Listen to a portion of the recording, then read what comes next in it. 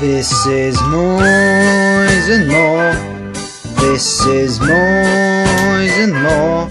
This is Moyes and More with Jake Moyes, the host of the most. Hello everybody, welcome to a brand new series of Moyes and More. I'm Jake Moyes, welcome to Moyes and More. Now this series of Moyes and More will be a little bit different to the last. The first major change was I used to stand over here looking over there, but now I'm standing here looking there, and that is because we have changed around the set. The same set we use for everything here, but hey ho, I'm on a budget, mate. So this is the Moyes and More studio. We've changed everything. There's no longer the TV screen here because I've actually got it set up so I've got an auto cue because last year I messed up all of my lines. So that's changed as well. We've gotten rid of the sitcom bit, so there's no old British sitcoms anymore. Instead, I am going to be replacing that with 5 different episodes of my favourite comedians, starting off today with Lee Evans, but we'll come to that a little bit later. And then Bullshit is returning later in the series for 5 episodes instead of 3. So we've got all that to come with a lot more, including me talking, me being a comedian, and we've got the recent news headlines. So there you go. What more could you want? There we go. What more could you want? It's Moyes and More. So in today's show, like I said, later on we've got Lee Evans. And that's the end of that show, which is the end credits, if you like. But this year we've moved away from the Beatles for the opening credits, but in the closing credits we've got Beatles with a twist. So stay tuned for that. Of course, this week, well, that's the intro done. Of course, this week there was this that terrible shooting in America with in that school, and Donald Trump decided to give the teachers guns. So that's like giving an alcoholic a boozer, or giving a lactose intolerant some cheese, giving a celiac some wheat. Giving teachers guns is not the answer. So we'll gloss over that. The Great British Snow Crisis this week. We've got this massive old snow coming in on the day of filming. I'm going to film this a few days before. We've got the snow outside, it's covered. But they called this the Great British Snow Crisis, or if you like, the Beast from the East. Now this isn't a crisis. This is just the amount of snow that we all hope for every winter, but we never get. So I would hate to see what an actual crisis is. Because this isn't a crisis. This is definitely not a crisis. I mean, there's barely enough to make a few snowmen. But it is nice to see the snow, proper snow, which we haven't had for many years here in Britain.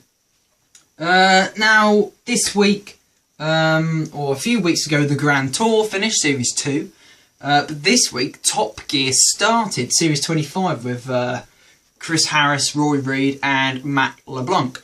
Now, I actually enjoyed the first sort of bit of this new series until it came up to the bit where they were talking about the new Land Rover Discovery. Now, this is a picture of the Land Rover Discovery. Okay?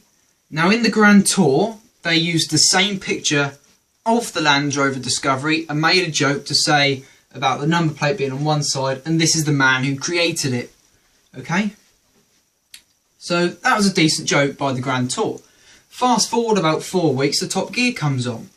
They use the same picture of this very Land Rover Discovery, and then they say the same joke, this is the man who discovered it. And it's a man with a slightly raised mouth. Not as funny as the Grand Tour's version, and of course, copying, basically. But other than that, the Top Gear this year, or this week, was fantastic. I'm looking forward to watching this series as a whole. Of course, then Saturday Night Takeaway returned during the week. Well, I say during the week, on Saturday, because it was Saturday Night Takeaway. And that means we got to see shots of deck like this. And we also got to see Ant in the Bath. So there we go, that was Saturday Night Takeaway. Saturday night at its finest television in the world. Okay, so, and of course, last night, Benidorm returned for the 10th series. And it's the 10th and the last series, ladies and gentlemen, because Benidorm are going on to stage shows, which is a major shame. Okay, so that's the opening bit of the show done. Of course, this year I've got a better taste in suits rather than the suit from last year. Very nice.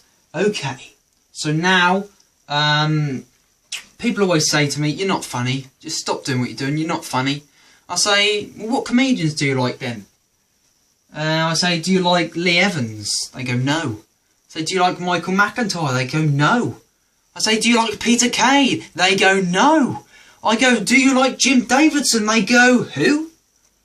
And that is the reason, ladies and gentlemen, why you probably don't find me funny. Because I take my inspiration from these 5 top comics. And over the next 5 weeks, I will be showing you a little piece from me about these comedians. So starting off this week, it's Lee Evans. Lee John Martin Evans was born on the 25th of February 1969. That makes him 53 to this day. He is an English retired stand-up comedian, actor, musician and writer for Avonmouth, England. He's a director of Little Mo films, which he had co-directed with the late Addison Cresswell, who was also his agent prior to the Cresswell's death in 2013. Evans has become one of Britain's highest selling and legendary stand-up comedians, with his Roadrunner tour grossing £12.9 million. He is also an established actor, having appeared in the Hollywood films The Fifth Element from 1997, Mouse Hunt from 1997, There's Something About Mary in 1998, The Ladies' Man in 2000, The Medallion in 2003. He lent his voice to Zippo the Trudon in the Emmy-nominated miniseries Ditopia in 2002, and made a notable departure from comedy with a leading role in the Irish film Freeze Frame in 2004. He had made his cinema debut with Jerry Lewis' comedy Funny Bones in 1995, earning the Paris Film Festival Award for Best Actor. In 2008, Evans' big tour DVD, Big, live at the O2, became the highest selling Christmas DVD in the United Kingdom, only to be surpassed by his own Monster Tour in 2014. In November 2014, Lee Evans officially announced his retirement, which took the nation by great sadness, if you like. Evans rose to fame during the 1990s with loud, hot, sweaty, energetic stage performances and physical observational comedy. His slapstick humour has left to comparisons with Sir Norman Wisdom, though Evans does not regard Wisdom in any influence. In his work, he used a dysfunctional character called Malcolm to illustrate unusual characters. In 1993, he won the Perrier Comedy Award for his work at the Edinburgh Festival. Evans' sweat drenches him on stage. During most of his headlining performances, he often takes an intermission, during which he has to quick shower and change into a different suit. He also has said that his suits are regularly thrown away after 3 performances, mainly because of his sweat, with dry cleaners refusing to handle them. In November 2005, Evans broke the world record for a solo act performing to the biggest comedy audience, performing to 10,108 people in the Manchester Arena. Evans toured the UK in autumn 2008 with his stand-up act entitled Big.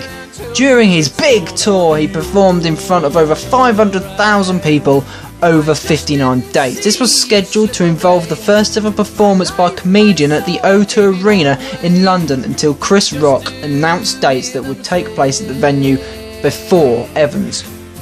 The DVD was filmed at the O2 Arena and was released on 2008 of the 24th of November.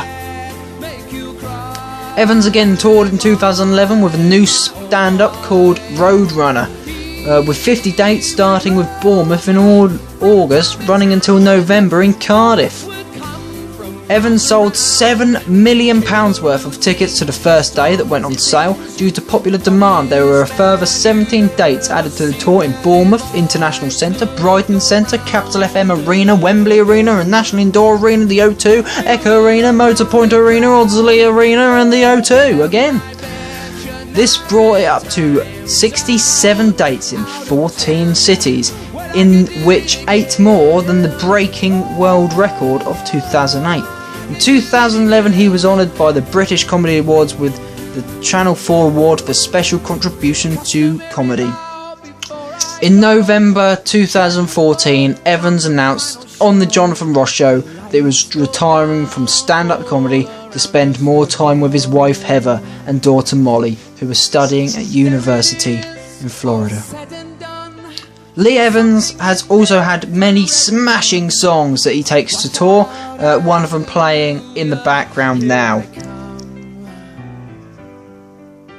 Cracking song, cracking singer, cracking comedian, cracking actor. This Lee Evans is a bloody genius.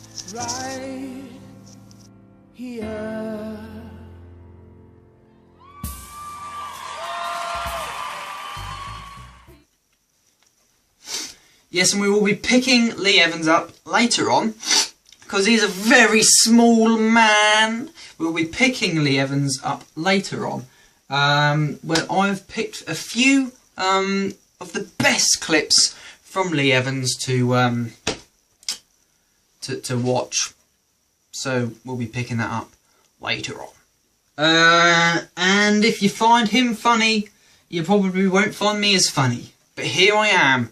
I am now going to, ladies and gentlemen, talk to you about the ongoing war about men versus women. So men and women, the two original genders on this planet, male and female, the two original ones, you know, like me, I'm a male, and Mandy, she's a female. So we're the two proper, if you like, or proper until recently. But people like to think they are different, which I've never really understood. They say they don't know what they are. Well, I can tell you what you are, ladies and gentlemen. If you've got a penis, you're a male. If you haven't, you're a female. Unless it got chopped off in a major accident, then you're still a male, really, I guess. But there are so many differences between male and female. For example, getting ready for a night out. Now, this morning I actually spent some time getting ready for this. However, I've dressed myself like Danny Dyer because I've got my waistcoat and my jeans. So that is how I strolled in this morning. Okay, but women spend roughly about 3 hours just in the bathroom doing the hair, makeup, waxing their ladyhood, having a cry. You know, women like to have a cry, don't they? Having 3 changes of clothes and every time saying, does my bum look big in this? Yes, love, it does. Does my boobs look big? You ain't got a lot there, love, really. Not gonna lie to you. You know, men on the other hand, we get ready so easily. We just get up, we have a shit, we have a shower, and we have a shave. That is what we do. We chuck some clothes on. You know, rough up our hair. Some of us spend more time on it than others, aka me. Yeah. So shit, shower and shave. Then we are ready to rumble. Men and women do everything differently though, like simple tasks like speaking to people on the phone. Speaking to people on the phone, women, it's a struggle. They ring up and they're like, hello? Yeah. Yeah. Yeah, oh really? Yeah. Well, it was just a quick thing. It was just a quick thing. No, it wasn't. You've been on the phone for 20 odd minutes. It wasn't a quick thing. Men on the phone, we consider ourselves a bit rude. We just say, someone rings us, we're like, what do you want? We doing calling me at this time? What do you want? Women are like, oh hello, oh did I disturb you? Oh no. Men on the other hand, alright mate, did I disturb you? Oh yes, actually you did. You did disturb me. I was watching the telly. What are you ringing for? We consider ourselves a bit rude on the phone. Right, we ring our mates up. We don't want to chat, we just want to know something. You know, like, you come down the pub. Well, yeah, might as well. Yeah, see you later on. That's all we need to know. If they're going to be down the pub, that's all we need to know, ladies and gentlemen. But women need to know a lot more. Unnecessary things. So then women, after about 20 minutes on the phone with their so-called friend, who, before they answer the phone, they're like, oh, bloody hell, it's her. After about 20 minutes being on the phone, they then say bye, then they start a new conversation, then finally they say goodbye, and then they put the phone down, and they realise the reason why they phoned them, they didn't get the answer that I wanted. They didn't speak about the actual thing that they wanted to talk about. Housework is something that women take pride in every day. Like, what are you doing today? Oh, housework. How much work can a house have? You know, I stayed with my dad a few times when he was when he had a house. Basically, when he had a house on his own, I used to go and stay with him, and we hoovered once a week on a Saturday. We hoovered. Took about 20 minutes. We hoovered, done a bit of dust. I think we dusted twice in the year and a half that he lived there. Chuck a load of washing on a Saturday. It don't take a lot, but women do it every day. Hoover, duster, you know. There's no need, females. And then they say that they're stressed. I wonder why. If you ever have an argument with a woman, they sound like they know everything about the bloody subject, with at the same time knowing nothing about the bloody subject. How do they do that? They sound like they know something about, but they know nothing about it. It's horrible when you argue with a female. I think females are born to be politicians because they avoid the question at all cost. They make an irrelevant point that doesn't matter, and then at the end of the story they'll come to a moral point that is wrong. So women, we've got a woman as a Prime Minister. Look how that is turning out. Theresa May, if you're watching this, give up. Men, on the other hand, if they argue, and then halfway through the argument, they will realise they're wrong. And then the next sentence is what a male does when he realises he's wrong. Oh, fuck off then. Oh yeah, whatever. Fuck off. That is what males do when they find out they're wrong in an argument. It's fantastic. In the olden days, men went out to work, women stayed at home, cooked, clean, and they were there for sex. You know, we're going back to that now, aren't we? We're going back. A lot of women, they do stay at home now, cook, clean, but a lot of them go out to work, and they're the miserable ones.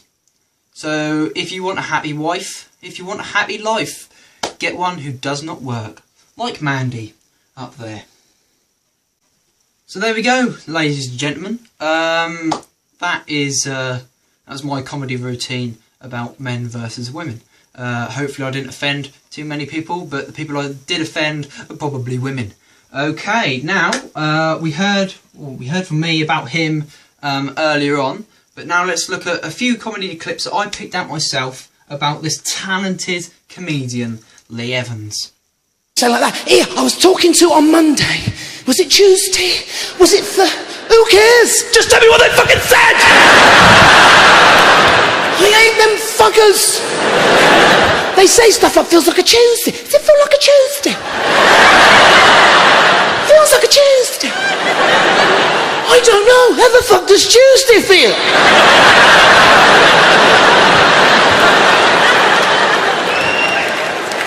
It's like bats. Bats are all over the place with their times. They really are. They're blind and they only come out at night. What's the difference?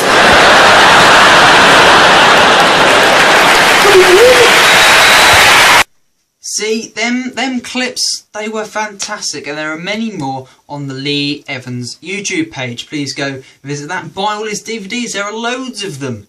And please, if you enjoyed the show here today, like, subscribe, comment, share with your friends. And if you are still watching at this point, comment bumhole. Okay, comment bumhole. What more do you want? Okay, so we have come to the end of today's show, the first show in the second series, and I feel like it has gone rather well. Now, in 2017, Ian Lee was in the I'm a Celebrity Jungle, and he probably the most controversial year of the jungle ever, because there was so many bullying, and they were assholes towards Ian. When he came out, when he came out of the jungle, he went back to his radio show, the Late Night Alternative on Talk Radio, which is Monday to Friday, 10 till 1 in the morning. And I watched it. I thought it was great. So I looked through some of the old clips, and I came across Ian Lee. He done a thing on his radio station where he got the callers to call in, and they all sang parts of Beatles songs.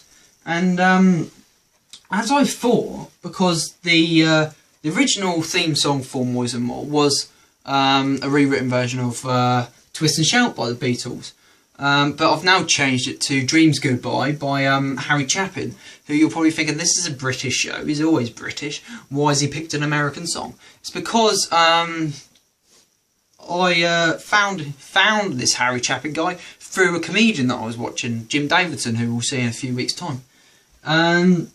And he got his callers to ring up, and they were singing Beatles songs, and it was very good. So each week, for that's the end of that show. It's what I'm calling the end of it now. I'm just trying new things, guys. Okay, there's going to be a different Beatles song sung by Ian Lee and many of his viewers. And then once we got rid of the viewers, once we got rid of the Beatles songs, there are a few Neil Diamond ones as well. So today it is then I send it along with love from me to you. So it's Ian Lee and Alan Caddick with the Beatles from me to you. I'll see you next week on Moyes and More. Take care throughout the week, and if I don't see you through the week, I'll see you through the window. Okay, what more do you want? See you later. Goodbye. Here we go.